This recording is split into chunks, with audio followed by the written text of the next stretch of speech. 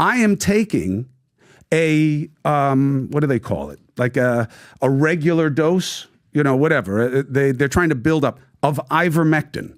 Ivermectin was a boogeyman early on in COVID. You couldn't talk about it. That was wrong. We were given bad information about ivermectin. Everyone's going to say Joe Rogan was right. No, Joe Rogan was saying, yeah, he was right. But that's not what matters. What matters is the entire clinical community knew that ivermectin couldn't hurt you. They knew it, Patrick. I know they knew it. How do I know? Because now I'm doing nothing but talking to these clinicians who at the time were overwhelmed by COVID and they weren't saying anything. It's cheap.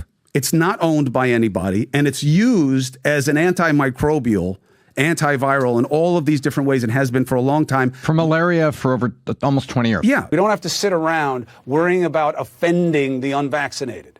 That's how we made ourselves sick, not how we'll make ourselves better. People who are injecting drugs for animals and horse. And people telling them to. Oh, my God. What person? You talk about cancel culture and who to shame.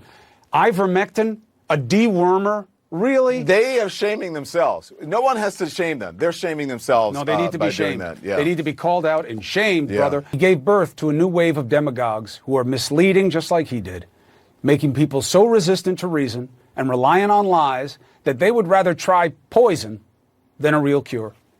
The FDA just literally had to remind some Americans, you're not a horse. You are not a cow. Why? Because some are taking a drug that's given to livestock as an anti-parasitic to treat or prevent COVID. It doesn't work. At least 2 people have been hospitalized in Mississippi after taking ivermectin. It is a dewormer. It's not a COVID cure. Please don't take it. The state's health department put out a warning saying animal drugs are highly concentrated for large animals and can be highly toxic in humans. And they should have said, and I don't know why they didn't, and this drug is not for COVID. I wonder if politics played into even that. What do you say to those in right-wing media saying this deworming drug, this could do the trick? Which drug, Chris? Ivermectin, the deworming drug. Right.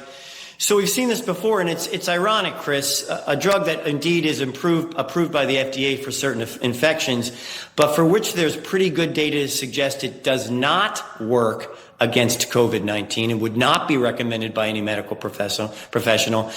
Are we back? Oh, my goodness.